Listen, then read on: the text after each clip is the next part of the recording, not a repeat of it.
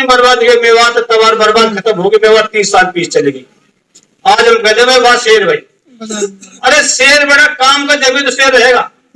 31 तारीख को लड़ दो हमारे साथ, हम मान दो भाई इसने शेर बड़ा काम किया है।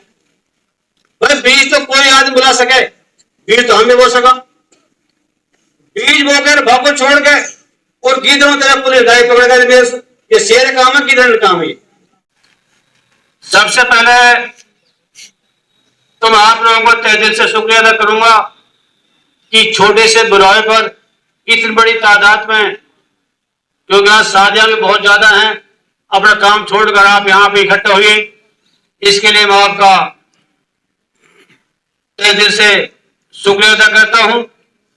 क्योंकि जो यूथ की जो मीटिंग रखी थी, एक छोटे सत्र पे हमने 100-150 बच्चों की यहाँ रखी थी, लेकिन जिस तरीके से हमारे यूथ के साथी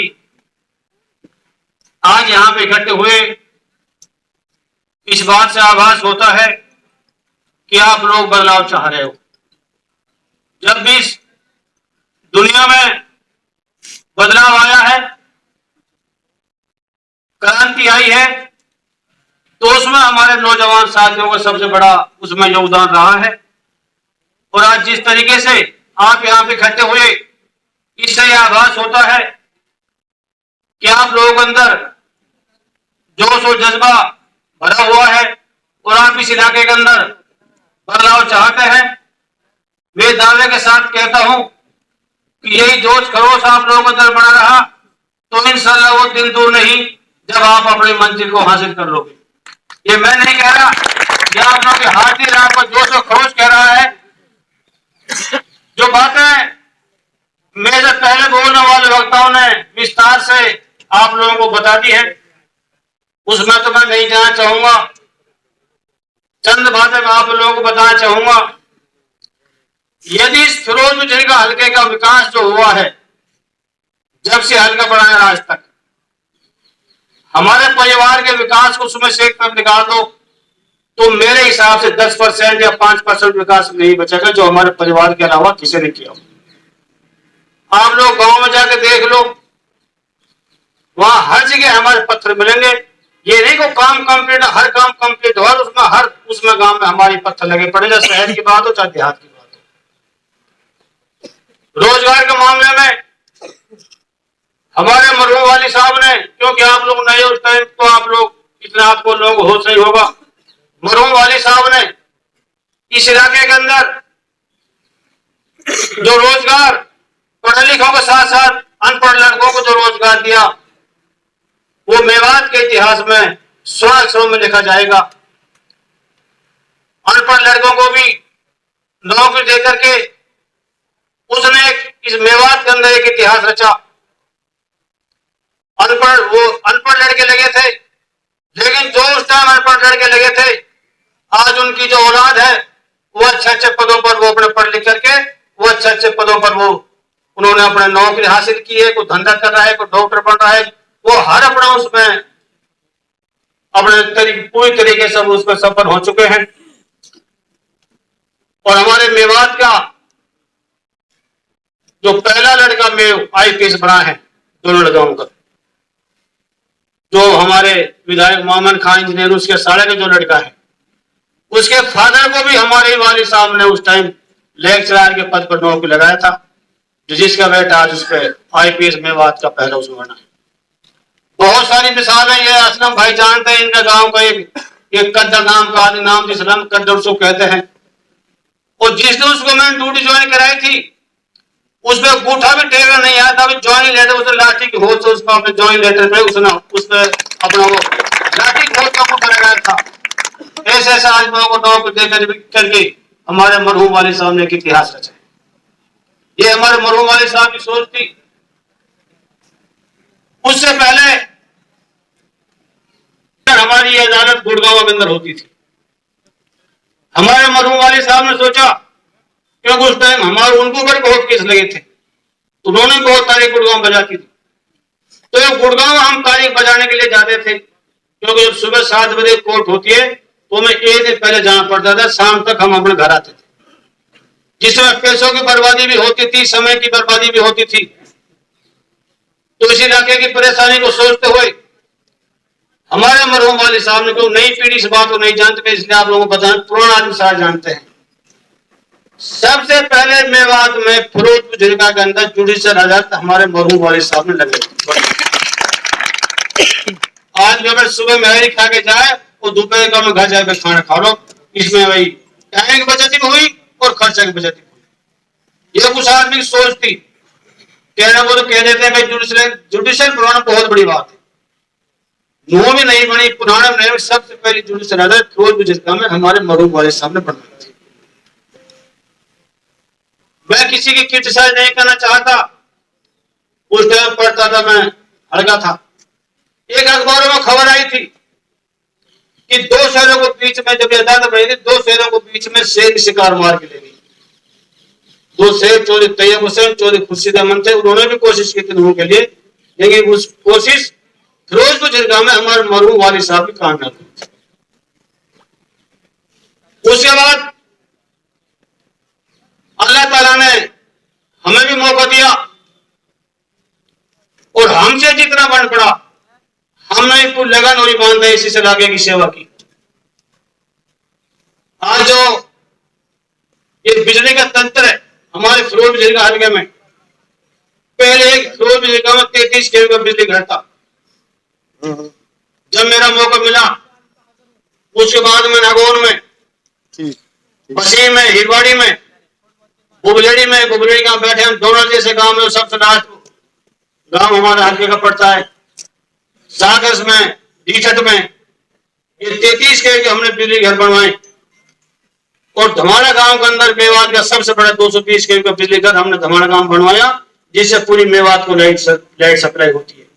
या बादशाहपुर में है, बादशाहपुर के बाद हमारे धमाड़ा गांव में 220 kV का सबसे बड़ा बिजली घर है। नूह में भी बिजली घर नहीं है, क्योंकि हमें पता था कि वहां के अंदर आमतौर पर जमींदार हमारे बाड़ी की खेती करता है, तो लाइट रात को 2 घंटा आई तो 2 घंटा पानी फिर 4 घंटे लिए छोड़ गई, तो जमींदार पूरी रात उसमें बैठे तक वो से खेत नहीं भर पाता था। ये हमने बात सोच के इस इलाके की प्रेशर सोचते हुए हमने सारा मामला बिजली बोर्ड में करवाए थे।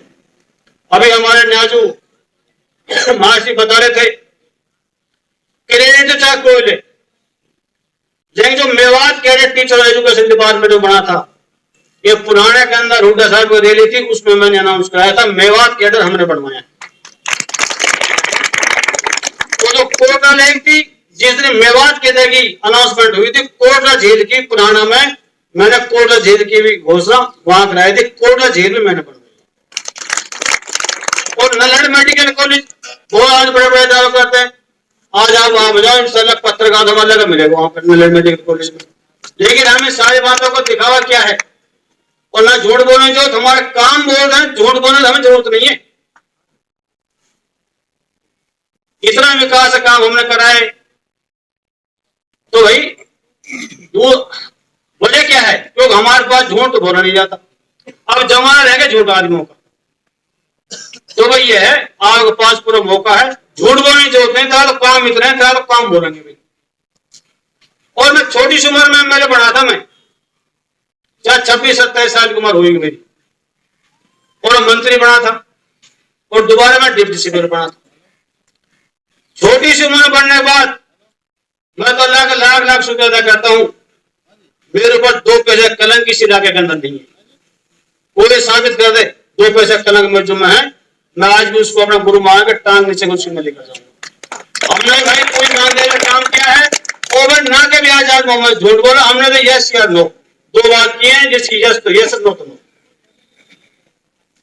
लेकिन अब जमाना बदल गया, आज के विधायक को देखो कान मिल गया इस कांड से।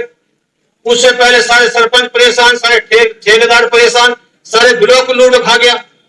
ऐसे एमएलए को ढूंढ बनाना चाहिए जो आदमी कमिश्नर दल्ला की आदमी ठेकेदारी करता हूँ। हमने पहले एमएलए देखा ऐसा, अफसरों पर दबाव बनाता है विधानसभा में अपना क्वेश्चन उठाने की, और पंचायत डिपार्टमेंट में ठेकेदारी करता है। मेरे यहाँ खागो लूट के है नहीं, ये सारे सरपंच बैठे हैं, चलो ये तो कांड ऐसा हो गया भाई इससे, क्योंकि ये तो आदमी एक सिर्फ दिखावा करता है। ये बात उसने जब भगोड़ा में गौ कुछ जो मामला हुआ था, उसमें भी कुछ पकड़े गए थे राव भगोड़ा में, और वो आदमी बहुत पिटे थे पुलिस डिपार्टमेंट में। उस टाइम भी ये बात इस विधायक ने कही थी 9 के अंदर, वहां जब ये थोड़ा उसमें प्रोटेस्ट वाला ज्ञापन दिया था, भाई प्याज से फोड़ देंगे। एसपी ने कहा अगले दिन तू क्या क्या भाषा बोल गया, एसपी के पैर पकड़ा अगले दिन। जनता में कुछ कहता है और करता कुछ है।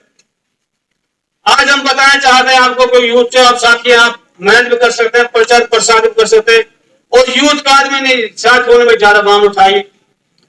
भाई प्याज फोड़ने से कितनी बर्बादी है, मेवात तबार बर्बाद खत्म होगी, मेवात 30 साल पीछे चलेगी। आज हम कहते हैं भाई शेर भाई, अरे शेर बड़ा काम का जब तो शेर रहेगा। 31 तारीख को लड़ दो हमारे साथ, हम मान दो भाई इसने शेर पर काम किया है। भाई बीज तो कोई आदमी बुला सके, बीज तो हमें बो सका। बीज बोकर भागो छोड़ के और गीदड़ों तरफ पुलिस गाय पकड़, ये शेर काम है गीदड़ काम है। नासिक जरूरत के ऊपर प्रोटेस्ट हुआ था झिरका के अंदर, अपने भाई ये सब भाई उसमें है अपने वकील साहब वगैरह, तरस बाग आज नहीं है, बाग कहने चले गया। हम सब साथियों ने सबकी मदद से एक प्रोटेस्ट किया था, और मेरे हिसाब से मेवात का सबसे बड़ा प्रोटेस्ट यहाँ अम्बेडकर चौक पर हुआ था। लोगों में तो जुनून था, हम चाहते हैं ये तो मैं चाहता हूँ एक इशारे पर मनवा जो करवा देते तो दूसरों को, लेकिन देश में इंस्पेक्टर हमारे ये सब भाई वगैरह सारे मिलकर हम लाए बचा के वहां से। माने भाई हमें कौन मरवा नहीं है, हम बात कहनी है कौन मरवा के हम नहीं तो बना ऐसा काम आ जाओ मैं जिंदगी में कभी नहीं करेगा। लीड ही छोड़ सकता है लेकिन किसी के ऐसा काम नहीं करेंगे। मुझे चाहता हम करा सकते थे, ये सब भाई बैठे इधर जुनून था, और हमारे खिलाफ 600 आदमी के खिलाफ मुकदमा दर्ज हुआ उस मामले में। वो दिन पता लगती साथ देते यहाँ बात ये भी आता, हम गए थे प्रोटेस्ट भाई अब आओ, लेकिन दोगुनी नीति हमारे पसंद नहीं है, क्योंकि मुझे पूरा शक है यह आदमी बीजेपी का दलाल है। यह कहना कोई संकोच नहीं इस बात में। इस आदमी की 4 साल पूरे मदद है राजकाज में आज बने, क्योंकि राजकाज के बिना कोई आदमी ठेकेदारी नहीं कर सकता, सरकार का नहीं मिल सकते, किसी का ट्रांसफर नहीं करा सकता। ये बात आप मानते हो, बिना राजकाज कुछ नहीं होता। लेकिन यार सर मजे लिए हैं इस राज में। मेरा भांजा शमी में मंदिर क्यों नगीना साला की ईमानदार है लड़के, उसको बदलवा दिया इसने। और भाई हमने पूरे जोर सेम ये कहता है नगीना छोड़ के कहीं लगवा लो, तो इस बारे क्या जाहिर होता भाई, ये राजकाज के आदमी था ना, अपने जिला पार्षद हमें उम्र वाले इसके फादर को बदलवा दिया, इससे क्या जाहिर हो रहा है। और जब जिला प्रमुख का चुनाव हुआ,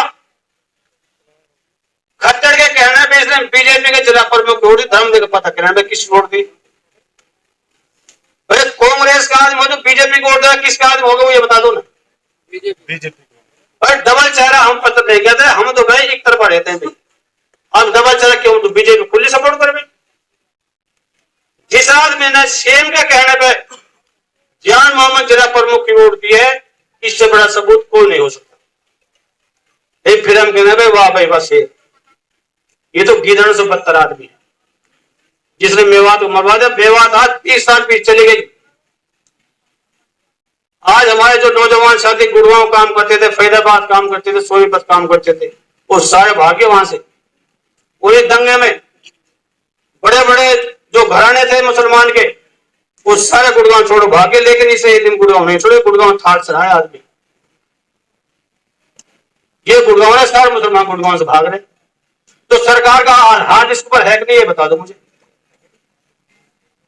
जब सब भागे कांड में और आप गुड़गांव ठाट से, तो क्या जाहिर होता है इस बात से। अब हम कहते हैं भाई नाजायज फंस गया भाई मामला। हालांकि मैं जिस दिन इसको पेश हुआ था ना, मेरे किस्से ने मुझे पता लगी थी भाई आदमी पेश होगा थाने में बुला। और हम यूं गए थे भाई ये थाना में जाएगा, हम साथ जाएंगे भाई थाने में इसके। भाई सरकार जाती ना करे, ना जाए तो ना जाए रहे, लेकिन नैया भाग गए। और हमारे जो 400-500 बच्चे फंसे, क्या ये ना जाए नहीं है कि भाई मैं आप लोगों को चाहता हूं। ये बच्चे फंसे हैं थाने में, कितने पिटे हैं इसकी मुझे पता है, बच्चे कितने पिटे हैं। मेरे घर शाही के नजदीक है, मेरे हिसाब से 500-600 फुट का फर्क है। नगीना लोगों के 27 बच्चे आए थे नगीना थाने से, 2 तारीख की बात है। उनका रिमांड लिया था और इतने पिटे थे, अच्छा सर, मगर मेरे घर में उसकी आवाज आई थी बच्चों की। हमने वसीम की को लड़की है, वो मेरे पास होती रात में। उस दिन के बाद 1 महीने तक वो लड़की मेरे कमरे में नहीं सोई। वो कौन पुलिस मारेगी, मैं नहीं सोई। वो लड़के के भी दिन था, इतने लड़के मारे थे। मेरे हिसाब से ये जो बच्चे बेटा खाना खाने का काबिल नहीं है। किसी ने इनकी आवाज नहीं उठाई, मेरे लड़के ना सर पे आज आज मैं छाती है तो 3 तारीख को हमें खाना मिले, हम देश विदेश के सारे से, और हमने देश विदेश से माए मांगा। उन्होंने कहा गलत हुआ, नहीं होना चाहिए। मैं ठीक है भाई, जिसने गुनगुना किया है भाई मारो, नहीं यूं मत मारो भाई, जहां से मेव है ये तो मेरे से मारो, ये बिल्कुल बर्दाश्त नहीं होगी। मेरे बात बहुत बढ़िया, यदि मेव आ गए सारे तो कहां तक मुंडो, कहां तक मेरे को भाई पीटोगे। उस दिन का दिन है, आज के दिन है, ये 3 अगस्त से आज तक 3 अगस्त को मिले थे, आज तक एक आदमी हमारे सही नहीं पीटे। चैलेंज की बात है, तो बहुत बड़ी बात, हम कोई आदमी नहीं। कितने जुल्म जाते हैं लड़कों के साथ हुए हैं। मेरे हिसाब से भाई आतंकवादी के साथ भी ऐसा सलूक नहीं होता। और फिर क्या था भाई, शेर मरवा के बच्चे ने, और किसी ने उन बच्चों के एक दिन ये नहीं कहा भाई ये लड़के नाजायज पिट रही है, किसी ने आवाज नहीं उठाई। क्यों कांग्रेस एमएलए तो सोचे बेटे तुम तो एमएलए बन गए इस कांड से, तुम ज्यादा करो तो दूर से ले जाए, और रिस्क लेना वो रिस्क। सिर्फ आपका बेटा, आपका साथी, आपका भाई आज आप माइनॉरिटी हाउस में जाकर कमीशन में दिल्ली में, हम दोनों भाइयों जाकर वहां दिल्ली में रो मचाई थी, और शायद ये बात बताई, उसने माना, उसके आंखों में आंसू आ गए। उसका चेयरमैन था माइनॉरिटी कमीशन में, तो उन्होंने फिर डीसीएस में कहा, ऊपर से उन्होंने सीएम से बात की, भाई जुल्म ज्यादा ठीक नहीं है। उस बाद हम सारे उलेमाओं को डेलीगेशन लेके हम दिल्ली दुष्यंत चौटाला जी पास गए थे। मैं कभी थाने में बाई चांस जाता हूँ, लेकिन इस दौरान में लगातार 1 महीना कंटिन्यू लगे थाने में हाजिर हुए लगातार, और 2-3 घंटे में दूसरी होटल है उसमें मैं बैठ गए, तो किसी भाई साथ ना हिसाब नहीं होना चाहिए। तो इतने बड़े बड़े जुल्म हमारे हुए, जो विकास मेवात का जो गति पकड़ी पड़ी थी इस दंगे से रुकी। कोई ना फैक्ट्री आना तैयार, ना कोई बिजनेस मैन आना तैयार। जब बाहर का जब फैक्ट्री बिजनेस है तभी तो विकास होगा। अब कामना से लेकर घाटा तक मेरे साथ 8-7 करोड़ का रेट था उस टाइम जमीन का। अब काल को 2.5-3 करोड़ बना लेगा, 3 को सही, अब 2.5-3 करोड़ का रेट आ गया, तो कितना नुकसान हुआ झगड़े से।